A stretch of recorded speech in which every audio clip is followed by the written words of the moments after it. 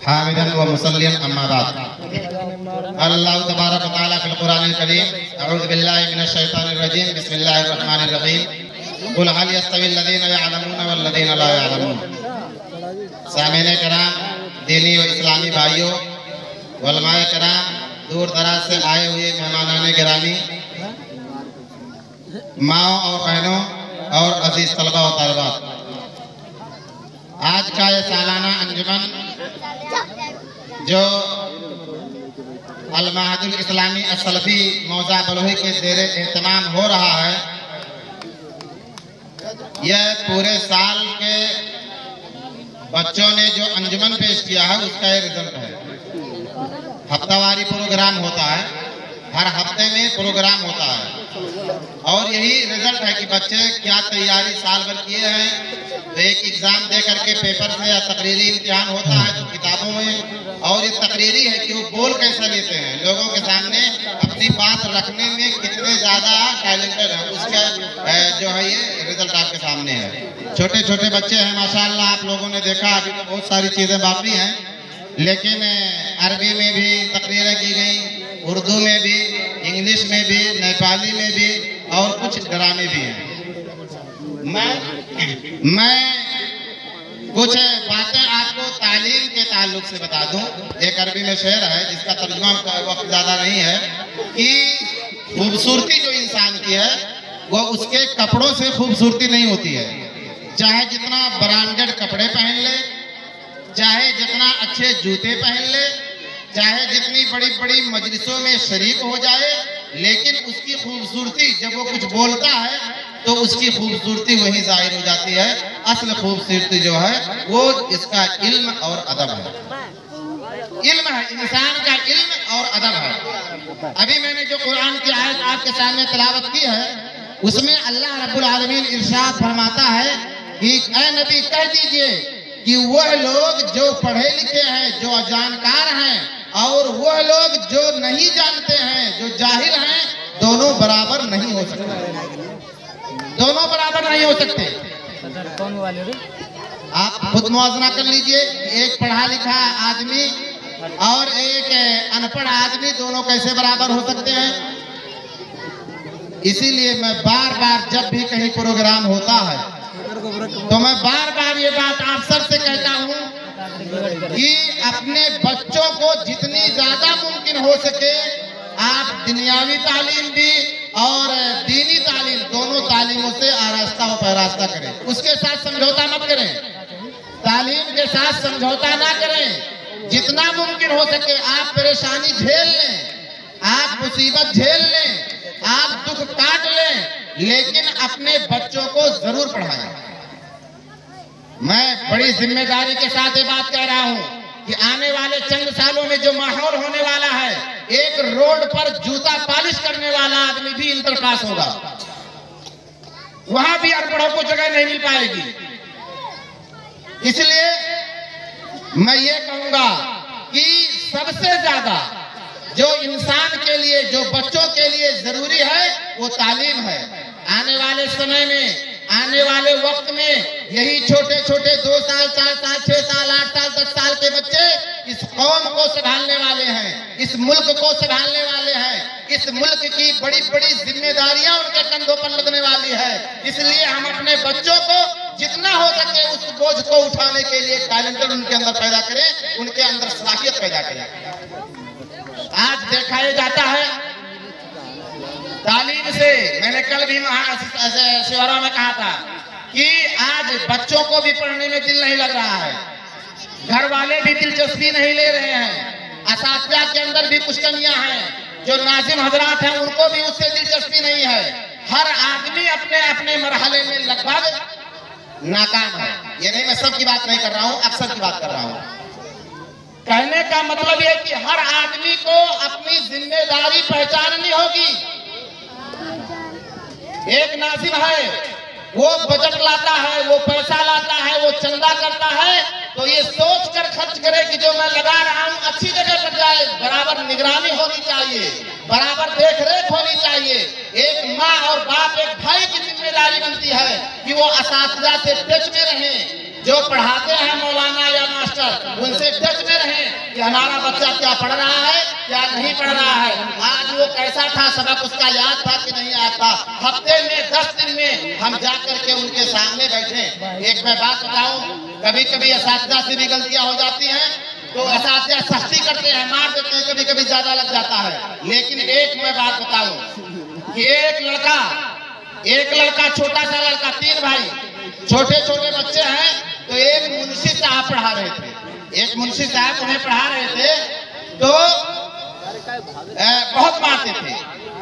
तो तीनों भाइयों ने मशवरा किया, छोटे छोटे बच्चे क्या मशवरा करते हैं कि अरे यार दुआ करो कि मियाँ साहब मर जाएं, दुआ करो कि मियाँ साहब मर जाएं। तो दूसरा भाई क्या कह रहा है, अरे जब मियाँ साहब मर गई हैं तो अब्बा दूसरे मियाँ साहब ना ले आई हैं, इससे बढ़िया है दुआ करो कि अब्बा मर जाए, दुआ करो कि अब्बा मर जाए। और ये इतना मारत रहे कि उनके वालिद ने कहा कि मौलाना मेरे बच्चे की जान ना जाए, बस बाकी जितनी सख्ती है करो। वही सख्ती एक दिन इतना रंग लाई कि वही बच्चा छोटा सा जो बाप के मरने की दुआ करता था, बड़ा होकर के नेपाल और हिंदुस्तान का खतीबुल हिंद और खतीबुल इस्लाम बना, जिसका नाम अल्लामा अब्दुल रऊफ रहमानी झंडा नगरी लिखा गया। तो कहने का मतलब कि जब तक सख्तियां, छोटे छोटे बच्चे हैं, जब तक सख्तियां नहीं होंगी, जब तक उन पर सख्ती नहीं होगी, तब तक पढ़ेंगे नहीं। लेकिन इतना ना मारा जाए, बच्चों को समझाया जाए, डराया जाए। और सिर्फ एक उस्ताद जो पढ़ा रहे हैं, कई बच्चों को, सैकड़ों बच्चों को 1-2 उस्ताद देख रहे हैं, उनके सहारे पर ना रह जाए, उनके सहारे पर ना रह जाए। खुद आप लोग शाम को बैठे, अगरचे आपको पढ़ना नहीं आता है, अगरचे आपको लिखना नहीं आता है, लेकिन अपने बच्चे को सामने बैठाएं कि बेटा लिखो, बेटा पढ़ो। अगरचे आपको नहीं आता है, लेकिन उसके अंदर धीरे धीरे कुछ गलती करेगा तो सही करेगा, पढ़ेगा तो इंशाअल्लाह वही बच्चा आगे चल करके बहुत बड़ा नाम कमाएगा और बहुत बड़े वादों पर फायदा होगा, इंशाअल्लाह कामयाब होगा। मेरे कहने का मतलब कि पढ़ो, बच्चों को पढ़ाओ। और हमारी उम्मत के लिए अल्लाह रब्बुल आलमीन ने जो कुरान को नाज़िल किया, तो सबसे पहले कौन सी आयत नाज़िल हुई, सबसे पहले कौन सा वर्ड, इक़रा। अरे नबी पढ़ो, पढ़ने की बात कही गई। जब नबी बनाया गया सबसे पहले इक़रा कहा गया, पढ़। तो हमारी तो बुनियादी तालीम है, तो हम सब लोग पढ़ें। और जब तक हम अच्छी तालीम हासिल नहीं करेंगे, जब तक हम तालीम में, इल्म में मजबूत नहीं होंगे, तब तक हम कामयाब नहीं हो सकते। बात बोलने का ढंग नहीं, उठने बैठने का तरीका नहीं, किससे कैसे बात की जाए उसका भी सलीका नहीं। मैंने देखा बहुत से लोग बेचारे गंवार हैं, लेकिन उनको अल्लाह ने बहुत ज्यादा महत्व बनाया है, लेकिन अक्सरियत ऐसे ही होती है। तो बच्चों को पढ़ाइए।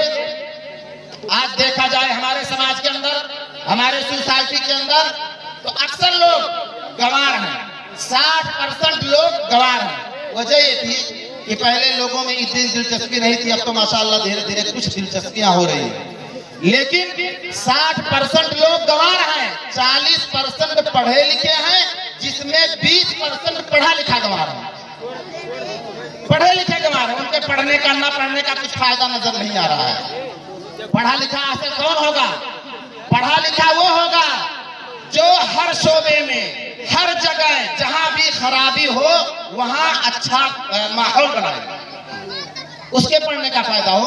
और एक आदमी पढ़ लिख करके आए और माहौल ही गंदा करे, माहौल ही में खुराफात करे, लोगों को बांटने का काम करे, लोगों को इधर उधर लड़ाने झगड़ाने का काम करे, तो मेरे जबान में यह है कि पढ़ा लिखा गंवार है। मैं तो उसको एक कहता हूं कि पढ़ा लिखा जाहिल है। 20% लोग हैं बेचारे जो अपने इल्म का सही ढंग से इस्तेमाल कर लेते हैं, अपने इल्म को लोगों के लिए मुफीद बनाते हैं। मैं आप सबसे यही कहूंगा कि पढ़ा लिखा जाहिल मत बनो, पढ़ा लिखा जाहिल मत बनो। अगर पढ़ो तो ये सोच के पढ़ो कि हमें इस मुल्क के आगे बढ़ाना है, भाईचारगी को आगे लेके चलना है, हमें कंधा से कंधा मिला करके मुल्क नेपाल को मजबूत करना है, मध्य प्रदेश को हमें मधेसियों को आगे बढ़ाना है। और अगर आप लोगों ने सही तालीम बच्चों को दी, लगन से काम लिया, सही जज्बा, सही उमंग, सही चीज लेकर के आगे बढ़े तो इंशाअल्लाह यही सरजमीन बलुहवा, सरजमीन बलुही, सरजमीन महादेव बुलंदी, इसी शोबे से इंशाअल्लाह आने वाले वक्त में हमारे बच्चे इंजीनियर होंगे, डॉक्टर होंगे, वकील होंगे और बड़े बड़े वादों पर फाइज होंगे। लेकिन उसके लिए हमें अच्छे माहौल की जरूरत है, अच्छे माहौल की जरूरत होती है। मुझे बहुत तकलीफ होती है जब मैं सुनता हूँ कि कुछ ऐसे लोग जो पढ़े लिखे हैं लेकिन उनके जहन से में ऐसी ऐसी गंदगियां भरी हुई है कि जिसको शायद ही कोई खत्म कर पाए। एक दिन हमारे बहुत ही मुअज़्ज़ज़ और इसी माया देवी गांव का है, माया देवी 5 बलुआ के एक रूहे रवा जनाब दीप नारायण सर जी कह रहे थे कि कोरोना वायरस तो खत्म हो गया लेकिन कुछ लोग ऐसे गंदे जहन के लोग हैं कि उनके जहन से जात पात की राजनीति वाला वायरस खत्म नहीं हो रहा है। अभी 3 दिन पहले की बात है। ऐसे जहन रखने वाले लोगों की जरूरत है जो समाज में सुधार पैदा करें और यही तालीम दिलाइए बच्चों को। बच्चों के अंदर गंदगियां मत पैदा कीजिए, उनके अंदर बांटने का काम मत कीजिए। आप जब अपने घर का माहौल, अपने समाज का माहौल, अपने सोसाइटी का माहौल, अपने घर का माहौल, गांव का माहौल जब बेहतर बनाएंगे तो आपका छोटा सा बच्चा एक बढ़िया माहौल में साथ लेगा, उसकी परवरिश एक अच्छे माहौल में होगी। तो मेरे कहने का मतलब ये कि आप लोग बच्चों को पढ़ाएं, अच्छी तालीम दें, घर का माहौल, समाज का माहौल, गांव का माहौल, अपने हर शोबे का माहौल जो है वो बढ़िया बनाए, जो समाज के हित में हो, जो शिक्षा के हित में हो, जो लोगों को सही रास्ते पर चलाने वाला काम करे, ऐसी तालीम बच्चों को दिलाइए। मैं बहुत सारी बातें हैं लेकिन हमारे बहुत सारे बच्चे भी हैं जिन्हें कुछ प्रोग्राम भी रखना है और हमारे कुछ उलमाए कराम भी बैठे हुए हैं जिनको कुछ तासुराती कलमात भी इंशाल्लाह रखेंगे। तो मैं चलते चलते बस यही कहूँगा कि आप लोग अपने बच्चों को पढ़ाएं। हदीस के अंदर आता है तलबुल इल्म फरीज़तुन अला कुल्ली मुस्लिम, कि मुसलमानों पर इल्म हासिल करना फर्ज है, फर्ज है और जितना मुमकिन हो सके। आज लोगों को, मैंने कल भी कहा था, आज भी कहता हूँ कि लोगों को शिकायतें होती हैं कि हमारे बच्चों को अच्छी नौकरियां नहीं मिल पा रही हैं। तो कुछ तो शिकायत आपकी दुरुस्त है लेकिन कुछ शिकायत जो है वो गलत है कि हमारे बच्चे अभी जो पहाड़ में जो बच्चे पढ़ रहे हैं, पहाड़िया के थारू के ले लीजिए जिसको हम लोग बहुत छोटा समझते थे, उनके बच्चे जितने टैलेंटेड और पढ़े लिखे हमारे बच्चे नहीं है। आप चले जाइए यहीं पहाड़ में, सुबह देखेंगे छोटे छोटे बच्चे अपने कंधों पर बैग लेकर के बसों में, साइकिलों पर स्कूल में जा रहे हैं और हमारे बच्चे 8 बजे 9 बजे सो के उठ रहे हैं, सो के उठ रहे हैं। वैसे कीचड़ उचड़ पूते मदरसा में पहुंच गए, ना सफाई ना सुथराई। अगर मोदी साहब किताब लिख दी तो उनकी तबीयत कहीं पर ढेर महंगा है तो वो ऊपर गुस्सा ही है, वो ऊपर गुस्सा था। किताब ला के नहीं सोचे कि अपने बच्चन के लिए किताब लेके आई, अगर महंगा किताब लिख दी वो करती। सालाना अंजुमन, मैं इस साल अंजुमन में शरीक नहीं हो पाया जैसे मैं हर साल हुआ करता था क्योंकि मशगूलियत मेरी ज्यादा थी, लेकिन मैं देख रहा था क्या माहौल है, लोगों की दिलचस्पियां क्या है। हकीकत में किसी को दिलचस्पी नहीं थी, छोटे छोटे बच्चों ने कराया है, छोटे छोटे बच्चों ने करवाया है अंजुमन। कैसे हम अपने बच्चों को आगे बढ़ाएंगे? पढ़ाने के लिए खर्च करना पड़ेगा। आज जिनके बच्चे बड़े बड़े वहदों पर फाइज हैं वो हमारी तरह लापरवाह नहीं थे, कंजूस नहीं थे, बखील नहीं थे, उनके अंदर एक जज्बा था, एक हौसला था। तो आज उनके बच्चे बड़े बड़े वहदों पर फाइज हैं, बड़ी बड़ी डिग्रियां उनके पास हैं, लोग उन्हें पहचानते हैं। उसी शोबे में उनका बेटा कुर्सी पर बैठा होता है और हमारे घर का नौजवान बेटा जाकर के 11 बार करता है। तो मेरे कहने का मतलब, मेरे अजीजों, मेरे दोस्तों, मेरी माँ और बहनों, आप लोग अपने बच्चों को जितना मुमकिन हो सके पढ़ाएं, उनको उनके अंदर माहौल पैदा करें, ऐसी तालीम दें कि वो बच्चे यहीं रह करके आपके बीच में रह करके कोई छोटी मोटी नौकरी पाले और यहीं रहे। लोग सऊदी, कतर, दुबई जाते हैं, जो लोग नहीं गए हैं उन्हें तो बड़ा मजा आता है, वहां से बैठवा पैसा भेजे था कि हाँ चेक आता है, बैंक में पैसा आता है, लेकिन जो लोग जाते हैं उनसे पूछो कितनी दुश्वारियां होती हैं, कितनी परेशानियां होती हैं। क्यों जा रहे हैं? इसलिए जा रहे हैं कि उनका बेटा पढ़ा लिखा नहीं है, और कुछ अगर पढ़े लिखे बेचारे हैं भी तो अगर गरीब हैं तो उनके पास सोर्स नहीं है, पावर नहीं है, पैसा नहीं है, तो उन्हें भी जगह नहीं मिलती है। इतना ज्यादा हमने या हमारे यहाँ के लोगों ने माहौल को गंदा बना रखा है कि यहाँ एक अच्छा भला अपनी सांस लेने में भी आता है। तो मेरे कहने का मतलब सच्चा माहौल बनाओ, अच्छा माहौल बनाओ, बच्चों के तालीम के साथ समझौता मत करो, खाना कम खाओ, बहुत ज्यादा खर्च और जगहों पर बचा करके बच्चों के तालीम में जो लगे उनके किताब में, उनके पढ़ाई में जो भी हो सके उसके करो। और मैंने कल वहां भी कहा था सिवरवा में भी इस सालाना इम्तिहान आए, छमाही इम्तिहान आए, तो कुछ ऐसे बच्चों से कह दो कि बेटा अगर तुम पहले पोजीशन अपने क्लास में लेकर के आओगे मैं 1000 दूंगा, दूसरी लाओगे 500 दूंगा, अच्छे नंबर से पास हो जाओगे मैं तुम्हें 200 दूंगा।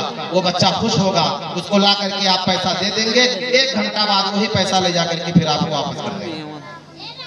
लेकिन उसके अंदर एक खुशी होती है, एक जज्बा होता है कि मेरे अब्बा ने, मेरी अम्मी ने, मेरे भाई ने मुझे इतना इनाम दिया था। ये सब माहौल बनाइए। जो गंदगी हमारे अंदर है, हमारे खोपड़ियों में है, वो बच्चों के अंदर मत लाइए। यही मैं चंद बातें आप सबसे कहूंगा और आप सबका बहुत बहुत शुक्रिया कि आप लोग यहाँ तशरीफ लाए। अल्लाह रब्बुल आलमीन आपके इस आमद को शफ़े कबूलियत का दर्जा अता फरमाए, कबूल फरमाए। और आप दुआ कीजिए ये बच्चे जो छोटे छोटे बच्चे हैं अल्लाह रब्बुल आलमीन इन्हें कामयाब बनाए और आने वाले दिनों में अल्लाह रब्बुल आलमीन इनके सर पर इस मुल्क का, इस कौम का ताज रखे। आमीन। व आखिरु दावाना अल्हम्दुलिल्लाहि रब्बिल आलमीन। वस्सलामु अलैकुम व रहमतुल्लाहि व बरकातुहू।